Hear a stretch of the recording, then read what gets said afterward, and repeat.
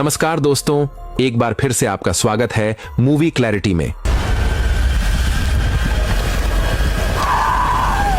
आज हम सुनाने वाले हैं सन 2025 में आई एक डरावनी थ्रिलर फिल्म मार्शमेलो की दास्तान। कहानी शुरू करने से पहले आप सबको मेरा प्यार भरा प्रणाम और दिन की ढेर सारी शुभकामनाएं। तो चलिए बिना देर किए सीधे कहानी पर चलते हैं। फिल्म की शुरुआत होती है एक लड़के मॉर्गन से। वह अपने बिस्तर पर गहरी नींद में सो रहा होता है। अचानक उसके कमरे के भीतर ही बरसात शुरू हो जाती है। यह देख वह घबराकर तुरंत उठ बैठता है और अपना पेट पकड़कर देखने लगता है जहां से पानी बह रहा होता है। यह दृश्य देखकर मॉर्गन जोर से चीख पड़ता है और पर्दा काला हो जाता है। अगला दृश्य आता है जहां मोहल्ले के कुछ बच्चे खेलकूद कर रहे होते हैं। मॉर्गन उन्हें दूर से देखता है और डरते डरते उनसे पूछता है कि क्या वह भी उनके साथ खेल सकता है, लेकिन वे बच्चे उसका मजाक उड़ाकर वहां से चले जाते हैं। यह सब उसका दादाजी रॉय दूर खड़े खड़े देख लेते हैं। रात को भोजन के समय मॉर्गन उदास बैठा रहता है। उसके माता पिता उसे हंसाने की कोशिश करते हैं और बताते हैं कि वे उसे गर्मी की छुट्टियों में शिविर समर कैंप भेज रहे हैं ताकि वह नए दोस्त बना सके और थोड़ा प्रसन्न हो जाए। मॉर्गन पहले तो साफ मना कर देता है, मगर दादाजी रॉय उसे प्यार से समझाते हैं कि शिविर में जाकर उसे अच्छा लगेगा। दादाजी अपनी जेब से एक छोटी छुरी निकालकर उसे थमा देते हैं और कहते हैं, इसे अपने पास रखना बेटा, हिम्मत बनी रहेगी। यह सुनकर मॉर्गन मान जाता है, मगर तभी अचानक दादाजी को दिल का दौरा पड़ता है और वे जमीन पर गिर पड़ते हैं। परिवार वाले घबराकर तुरंत सहायता बुलाते हैं, लेकिन अफसोस दादाजी की जान नहीं बचती। कुछ हफ्तों बाद का दृश्य दिखाया जाता है जहां उदास मॉर्गन समर कैंप जाने की तैयारी कर रहा होता है। पता चलता है कि मॉर्गन को अक्सर डरावने सपने आते रहते हैं, ठीक वैसे ही जैसे हमने शुरुआत में देखा था। इसलिए उसकी मां उसे समझाती है कि वह अपने डर और बातें कैंप के काउंसलरों से जरूर साझा करे। मां को लगता है कि यह कैंप उसके लिए बहुत जरूरी बदलाव साबित होगा। कैंप आलमार में बच्चों के आने की तैयारी जोर शोर से चल रही होती है। तभी हम काउंसलरों से मिलते हैं। एक जोड़ा केसवार और लोरी, जो बेहद गैर जिम्मेदार होते हैं और ज्यादातर बातें अश्लील मजाक या शारीरिक चीजों पर ही करते हैं। फिर है एवेरी, जो कम बोलता है और हर समय नशे में धुत रहता है। फ्रैंकलिन, जो सबसे समझदार माना जाता है, और फिर है रेचेल, जो खुद को लीडर समझती है और चाहती है कि सब कुछ ठीक ठाक और अनुशासन में चले। इन सब के ऊपर नजर रखते हैं सख्त कैंप डायरेक्टर कॉलिंस, जो काउंसलरों को चेतावनी देते हैं कि इस बार कोई गड़बड़ी नहीं होनी चाहिए और सब बच्चों के साथ ढंग से पेश आएं। थोड़ी ही देर में बच्चे अपने अपने माँ बाप के साथ पहुंचने लगते हैं और माहौल रौनक से भर जाता है। मॉर्गन भी अपनी माँ के साथ पहुंचता है और वहां उसकी मुलाकात सबसे पहले रेचेल से होती है, जो बड़े प्यार से उसका स्वागत करती है। इसके बाद मॉर्गन को उसके केबिन तक ले जाया जाता है, जहां उसे एक शरारती और घमंडी लड़के सीजे के साथ रहना पड़ता है। बाद में सभी बच्चों को झील के किनारे स्वागत समारोह के लिए इकट्ठा किया जाता है। वहां केसवार बदतमीजी से सब बच्चों को जबरदस्ती लाइन में बैठने को कहता है और एक लड़के डर्क को तो परेशान भी करता है। इसी बीच मॉर्गन से एक प्यारी और मिलनसार लड़की पिलार आकर दोस्ती करती है और अपना नाम बताती है। मॉर्गन दोस्त बनाने का आदी नहीं होता, इसलिए थोड़ी झिझक में रहता है, पर फिर भी धीरे से अपना नाम बता देता है। थोड़ी देर बाद उसकी डर्क से भी बात होती है और दोनों केसवार के प्रति अपनी नफरत साझा करते हुए दोस्त बन जाते हैं। इसके बाद सभी काउंसलर सामने लाइन में खड़े हो जाते हैं और कैंप डायरेक्टर कॉलिंस सब बच्चों को नियम कायदे समझाते हैं। लेकिन जैसे ही वह कहता है कि अब सबको झील में तैरने जाना होगा, मॉर्गन का चेहरा डर से सफेद पड़ जाता है। बाद में जब सारे बच्चे झील के पास इकट्ठा होते हैं तो मॉर्गन बताता है कि उसे तैरना नहीं आता। यह सुनकर शरारती C.J तुरंत इस बात को जोर से सबके सामने बोल देता है, जिस पर बाकी बच्चे हंसने लगते हैं। फ्रैंकलिन और रेचल मॉर्गन को समझाते हैं कि तैरना कैंप की गतिविधियों का अहम हिस्सा है और अगर उसने इसमें हिस्सा नहीं लिया तो वह बहुत कुछ मिस कर देगा। तभी अचानक C.J मॉर्गन को धक्का देकर जमीन पर गिरा देता है। मॉर्गन मिट्टी में लथपथ होकर सबके सामने शर्मिंदा हो जाता है और बाकी बच्चे हंसने लगते हैं। तभी कॉलिंस गुस्से में आकर C.J को पकड़कर अपने दफ्तर ले जाते हैं। वहां सख्त आवाज में उसे चेतावनी देते हैं कि कैंप में किसी भी तरह की धौंस या बदमाशी सख्त मना है और अगर उसने फिर ऐसा किया तो नतीजे बहुत बुरे होंगे। मगर C.J इन सब बातों को हंसी में उड़ा देता है और पूरे समय मुस्कुराता रहता है, मानो यह सब मजाक हो। उस रात सभी बच्चे अलाव, कैंप फायर के चारों ओर बैठते हैं, जहां मॉर्गन की दोस्ती 2 और बच्चों सैम और राज से हो जाती है। इस बीच एवेरी गाना गाने का सुझाव देता है, लेकिन बच्चों को उसमें कोई दिलचस्पी नहीं होती। तब रेचेल आगे बढ़कर उन्हें एक डरावनी कहानी सुनाना शुरू करती है। वह बताती है कि कैंप आलमार बनने से पहले यहां बहुत सारी झोपड़ियां और मकान हुआ करते थे।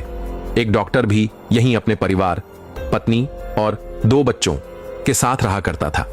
यह डॉक्टर बड़ा अजीब था, क्योंकि हर रात जब उसका परिवार सो जाता तो वह नीचे अपने तहखाने में चला जाता और तभी बाहर आता जब सुबह होती। उसकी यह हरकत देखकर पत्नी को शक होने लगा। पत्नी एक रात चुपके चुपके डॉक्टर के पीछे तहखाने तक पहुंचती है और जो नजारा देखती है उससे उसकी रूह कांप जाती है। वहां इंसानों की कटी फटी लाशें पड़ी होती हैं, जिनके टुकड़ों को काटकर जोड़कर फिर से सी दिया गया होता है। वे शरीर पूरी तरह से बिगड़े और डरावने दिखते हैं। असल में डॉक्टर रात को चुपके चुपके लोगों को मारकर उन पर भयानक प्रयोग किया करता था। यह देखकर सहमी हुई पत्नी भागने की कोशिश करती है, मगर डॉक्टर उसे पकड़ लेता है और अपनी क्रूरता में उसे बच्चों के साथ सिलकर एक ही विकृत इंसान बना देता है। यह सब सुनकर मॉर्गन और बाकी पढ़ाकू किस्म के बच्चे सहम जाते हैं। कहानी खत्म होने के बाद पिलार मॉर्गन को उसके केबिन तक छोड़ने जाती है और रास्ते में उसे समझाती है कि काउंसलर लोग ऐसी कहानियां बस इसलिए सुनाते हैं ताकि बच्चे रात को बाहर ना निकलें और कर्फ्यू का पालन करें। यह सुनकर मॉर्गन का डर थोड़ा कम हो जाता है और दोनों एक दूसरे को शुभ रात्रि कहकर विदा लेते हैं। थोड़ी देर बाद मॉर्गन शौचालय में बैठा गुमसुम सोच रहा होता है कि तभी अचानक छत से पानी गिरने लगता है। तभी उसे एक दृश्य नजर आता है जिसमें वह खुद डूबते हुए सांस लेने की जद्दोजहद कर रहा है और कोई उसे बचाने की कोशिश कर रहा है। घबराया हुआ मॉर्गन तुरंत शौचालय से बाहर भाग जाता है, लेकिन बाहर आते ही उसे अपने दिवंगत दादाजी दिखाई देते हैं। यह भी उसके उन्हीं डरावने सपनों में से एक होता है जिससे वह किसी तरह बाहर निकल आता है। धीरे धीरे वह अपने केबिन की ओर बढ़ता है, तभी देखता है कि वहां से एक डरावना आदमी सफेद सूट पहनकर बाहर निकल रहा है। यह देखकर मॉर्गन सहम उठता है और तुरंत भागकर रेचेल और फ्रैंकलिन के पास पहुंचता है। वहां वह घबराकर बताता है कि उसने अपने केबिन से एक अजीब आदमी को निकलते देखा है, मगर रेचेल बताती है कि उसने मॉर्गन की फाइल पढ़ी है और उसमें लिखा है कि उसे बार बार ऐसे डरावने सपने आते रहते हैं। लेकिन मॉर्गन जिद करता है कि उसने वाकई उस आदमी को देखा था। उधर फ्रैंकलिन को शक होता है कि रेचेल की सुनाई डरावनी कहानी ही मॉर्गन के दिमाग पर हावी हो गई है, इसीलिए वह उसे उसके कमरे तक छोड़ने का फैसला करता है। दोनों जब केबिन पहुंचते हैं तो मॉर्गन हैरान रह जाता है। उसके सारे रूममेट चैन से सो रहे होते हैं। वहां किसी भी तरह की हिंसा या गड़बड़ी का नामो निशान नहीं होता। फ्रैंकलिन उसे भरोसा दिलाता है कि कैंप आलमार बिल्कुल सुरक्षित जगह है और फिर वापस चला जाता है। अगली सुबह मॉर्गन का दिन अच्छा शुरू होता है जब उसकी मुलाकात पिलार से होती है। दोनों किताबों के प्रति अपने लगाव पर बात करते हैं और पिलार उसे रीडिंग डेट पर चलने का न्योता देती है। पिलार जाते जाते मॉर्गन को कुछ टॉफियां भी देती है। यह पाकर मॉर्गन शर्मा जाता है जैसे कोई छोटा बच्चा। इसी पल से उसके भीतर आत्मविश्वास लौटने लगता है और वह दिन भर अपने दोस्तों के साथ मजे करता है। शाम को वह हिम्मत जुटाकर सीजे से भी बात करने की कोशिश करता है, लेकिन सीजे उसे जोर से बिस्तर पर धक्का देकर फिर से डरा देता है। अगली सुबह मॉर्गन यह पूरी घटना अपने दोस्तों को सुना रहा होता है कि तभी अचानक सीजे आ जाता है और उसे अकेले में बात करने के लिए कहता है। डरा सहमा मॉर्गन हाँ कर देता है और दोनों झील के किनारे पहुंचते हैं। हैरानी की बात यह होती है कि सीजे अब अपने पुराने बर्ताव के लिए माफी मांगता है और कहता है कि दोनों को मिलकर कुछ काम करने चाहिए। मॉर्गन पूछता है, कौन से काम? तभी वहां रोजर गुस्से में पहुंचता है और सीजे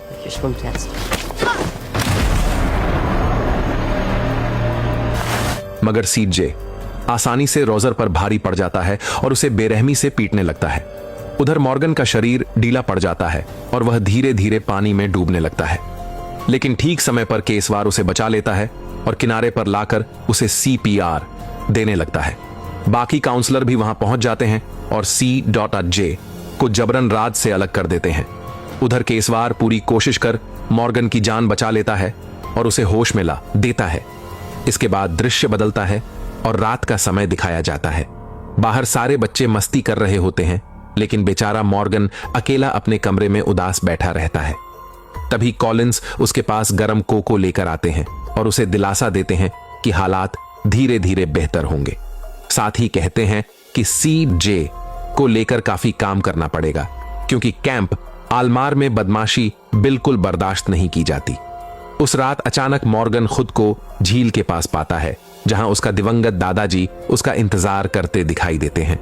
लेकिन हालात जल्दी बदल जाते हैं जब बूढ़ा अजीब तरह से बर्ताव करने लगता है और चारों ओर से पानी बहने लगता है। मॉर्गन चीख पड़ता है और उसके मुंह से ढेर सारा पानी बाहर निकलता है, मगर अगले ही पल पता चलता है कि यह बस एक और डरावना सपना था।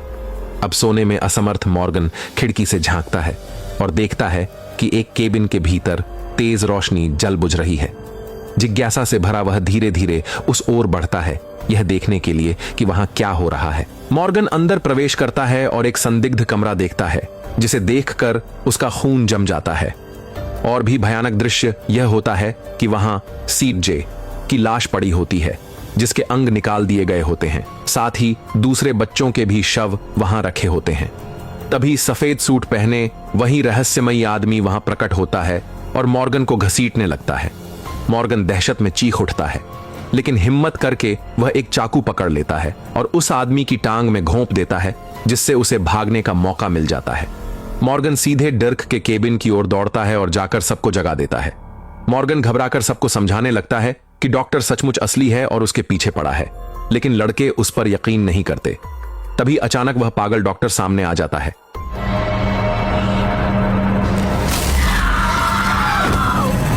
बच्चे उसे धक्का देकर किसी तरह वहां से भाग निकलते हैं। इसके बाद पूरे कैंप में अफरा तफरी मच जाती है। डॉक्टर इधर उधर बच्चों को बिजली के झटके देना शुरू कर देता है। इस बीच केसवार तुरंत अपना वॉकी टॉकी उठाकर दूसरों को सूचित करता है कि यह एक ब्रोंको बटलर सिचुएशन है, मतलब ऐसा हादसा पहले भी हो चुका है। उधर सब अपनी जान बचाकर भाग रहे होते हैं। रैचल सबको पुकार कर कहती है कि मेस हॉल में आ जाओ, वहां सुरक्षित रहोगे। दूसरी ओर मॉर्गन, डर्क और सैम को पिलार मिलती है, जो अपनी रूममेट कैरोलाइन के साथ होती है। तभी वे देखते हैं कि पागल डॉक्टर एक लड़की को बिजली से झटका दे रहा है। ये देखकर सब दुबक कर वहां से भाग जाते हैं। कुछ देर बाद वे सोचते हैं कि शायद मेस हॉल में जाकर दूसरों से मिल जाना चाहिए, लेकिन मॉर्गन कहता है कि इस वक्त बड़ों पर भरोसा करना सही नहीं होगा।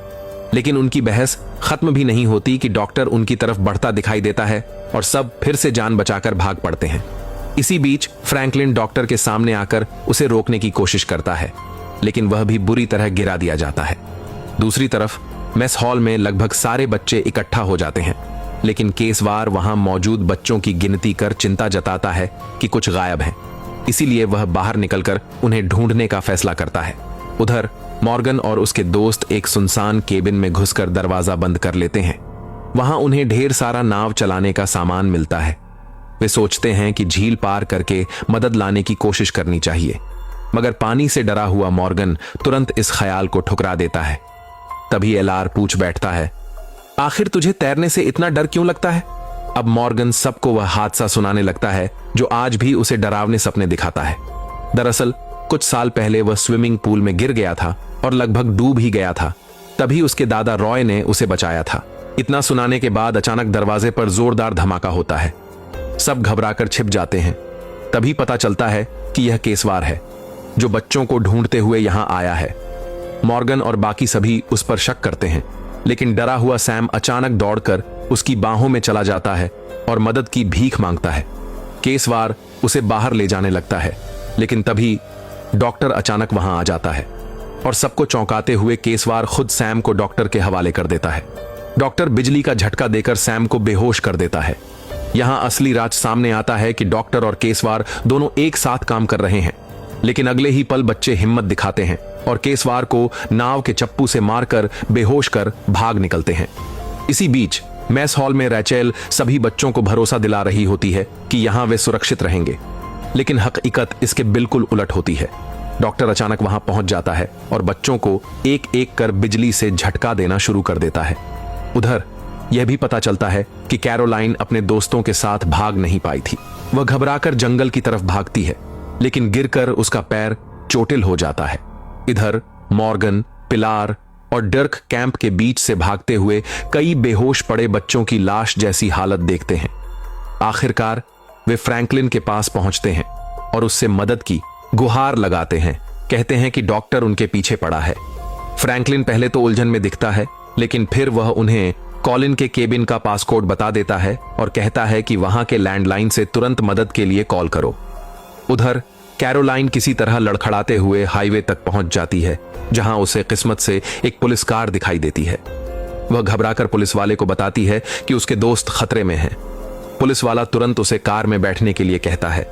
इधर मॉर्गन और दोस्त कॉलिन के केबिन में पहुंचते हैं और जल्दी से लैंडलाइन का इस्तेमाल कर मदद मांगने की कोशिश करते हैं, लेकिन उनकी बदकिस्मती से फोन काम नहीं करता। तभी मॉर्गन टेबल पर रखी सीजे की फाइल पलटने लगता है और हैरान रह जाता है जब उसमें प्रॉब्लम कंटेंट लिखा देखता है। दूसरी तरफ हैरान कर देने वाला सच सामने आता है कि सभी काउंसलर, यहां तक कि फ्रैंकलिन और रैचल भी एक ही गैंग का हिस्सा हैं। डॉक्टर अपना नकाब हटाता है और असली पहचान सामने आती है। वह कोई और नहीं बल्कि एवरी है। पूरी गैंग घबराई हुई है क्योंकि अब तक वे 4 बच्चों को पकड़ नहीं पाए हैं और उनके पास सिर्फ 1 घंटा बचा है सूरज निकलने से पहले। इसलिए केसवार अपना पुराना क्लासिक बेसबॉल बैट उठाता है और बच्चों को ढूंढने निकल पड़ता है।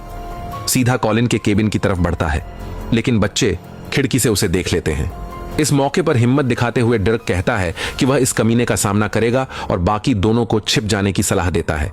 कुछ ही सेकंड बाद केसवार दरवाजे पर पहुंचकर उसे तोड़ने की कोशिश करता है, लेकिन डर्क सही समय पर दरवाजा खोल देता है, जिससे केसवार धड़ाम से अंदर गिर जाता है। गुस्से से भरा केसवार दोबारा उठकर लड़ाई के लिए आता है, लेकिन डर्क उसी का बेसबॉल बैट उठाकर उसे बेहोश कर देता है। हालांकि डर्क यह जंग जीत लेता है, लेकिन तुरंत ही रैचल आकर उसे बिजली का झटका देकर बेहोश कर देती है। इसी बीच बाहर पुलिस वाला कैरोलाइन के साथ पहुंचता है। चिंतित रैचल उनसे बात करने बाहर जाती है, लेकिन तभी एक चौंकाने वाला मोड़ सामने आता है।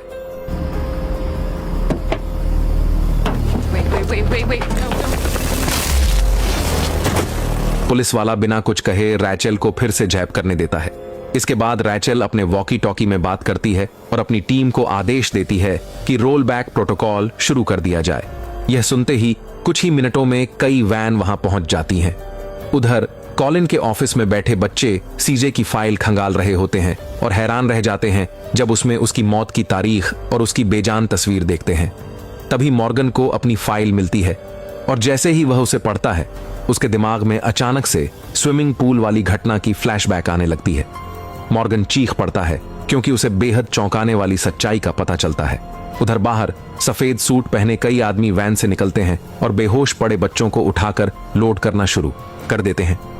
इसी दौरान कॉलिन भी वहां पहुंचता है और साफ हो जाता है कि असल में वही इस पूरे ऑपरेशन का लीडर है।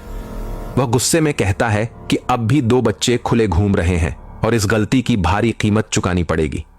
जैसे ही गैंग इस बारे में चर्चा कर रही होती है, तभी अचानक मॉर्गन और पिलर गुस्से में कमरे में घुस आते हैं, हाथों में टेजर लिए हुए। वे चिल्लाकर पूछते हैं कि क्या वे सब मर चुके हैं। दोनों बताते हैं कि उन्होंने अपनी फाइलें देखी हैं। मॉर्गन ने पढ़ा कि वह डूबकर मर चुका है और अब जवाब चाहता है कि आखिर सच्चाई क्या है। बाकी सब पहले तो हिचकिचाते हैं, लेकिन फिर कॉलिन साफ कह देता है कि वे मरे नहीं हैं क्योंकि वे कभी पैदा ही नहीं हुए। वह खुलासा करता है कि असली मॉर्गन पिछले साल डूबकर मर गया था और उसके सामने खड़ा यह लड़का असली नहीं है। तभी अचानक फ्रैंकलिन वहां आ जाता है और गुस्से में कॉलिन पर चिल्लाता है कि वह कितना निर्दयी हो गया है। फ्रैंकलिन जोर देकर कहता है कि ये चाहे असली हो या नकली, ये सिर्फ बच्चे हैं। कॉलिन गहरी सांस लेकर बताता है कि उसका भी एक बेटा था, बेंजामिन, जिसकी सालों पहले मौत हो गई थी। वह कहता है कि इसी वजह से वह इस टेक्नोलॉजी का इस्तेमाल कर रहा है ताकि परिवार कभी बिछड़े नहीं और हमेशा साथ रह सकें। इसके बाद कॉलिन मॉर्गन को अपनी पॉकेट नाइफ थमाता है और कमरे से बाहर चला जाता है। उसके जाने के बाद फ्रैंकलिन बाकियों को समझाता है कि उन्हें भी यहां से निकल जाना चाहिए। वह वादा करता है कि वह बच्चों के सिस्टम को पूरी तरह वाइप कर देगा। जैसे ही कमरा खाली होता है, फ्रैंकलिन असली सच्चाई विस्तार से बताना शुरू करता है। वह कहता है कि ये बच्चे रोबोट भी नहीं हैं और इंसान भी नहीं। असल वजह यह है कि ये बच्चे हर साल कैंप में इसलिए आते हैं ताकि इंजीनियर इनकी सिस्टम को अपडेट और एडजस्ट कर सकें। हर कैंप के बाद इन बच्चों में बदलाव आ जाता है, चाहे उनकी लंबाई हो या उनकी शक्ल सूरत। तभी पिलर हिचकिचाते हुए पूछती है कि क्या उसके दोस्तों को यह पता है कि वह इंसान नहीं है। इस पर फ्रैंकलिन जवाब देता है कि ज्यादातर माता पिता ये राज बच्चों से छुपाए रखते हैं। जैसे ही वह समझा रहा होता है, दूसरी तरफ इंजीनियर बेहोश पड़े बच्चों के शरीर पर एक एक डिवाइस लगाने लगते हैं। फ्रैंकलिन बताता है कि जब ये बच्चे उठेंगे तो इन्हें इस पूरी घटना की कोई याद नहीं होगी। इसके बाद फ्रैंकलिन उन बच्चों से पूछता है, क्या तुम अपनी यादें रखना चाहते हो या मैं इन्हें मिटा दूं? अगली सुबह का सीन दिखाया जाता है, जहां सब कुछ बिल्कुल सामान्य लग रहा है। बच्चे बाहर खेल रहे हैं, हंस रहे हैं, जैसे कल रात कुछ हुआ ही ना हो। मेस हॉल के अंदर मॉर्गन अपने दोस्तों से बात कर रहा होता है। तभी एक बदला हुआ सा सीजे उसके पास आता है और पूछता है, व्हाट्सअप? थोड़ी देर बाद केसवार भी वहां पहुंचता है, जिसका चेहरा सूझा हुआ होता है। डर्क जिज्ञासा से पूछता है कि आखिर हुआ क्या है, तो केसवार झिझकते हुए कहता है कि उसे हाइकिंग एक्सीडेंट हुआ। लेकिन मॉर्गन शक भरे लहजे में पूछता है, क्या तुम्हें यकीन है कि यह बोटिंग एक्सीडेंट नहीं था? दरअसल मॉर्गन इशारा कर रहा था उस सर्फ बोट के वार की तरफ, जिससे साफ हो जाता है कि उसने अपनी यादें मिटने नहीं दी। उधर कॉलिंस को उसके सीनियर का फोन आता है, जो बताता है कि उनके सभी कैंप्स से दर्जनों मेलफंक्शन रिपोर्ट्स आ रही हैं और यह मामला सीजे से भी ज्यादा खतरनाक है। कई बच्चे बेहद हिंसक होते जा रहे हैं। इसी बीच पानी में एक लाश तैरती हुई दिखाई जाती है। कॉलिंस का सीनियर बताता है कि इस गड़बड़ को संभालने के लिए कई डिस्पैच टीमें भेजी जा रही हैं। उसी वक्त अचानक कोई जोर से कमरे में घुसता है और चौंकाने वाली बात यह होती है कि वो और कोई नहीं बल्कि खून से सनी पिलर होती है, जिसके हाथ में एक चाकू होता है। बाहर का नजारा बदलता है और पता चलता है कि पानी में तैर रही लाश किसी और की नहीं बल्कि रेचल की है। और इसी सीन के साथ फिल्म का अंत हो जाता है।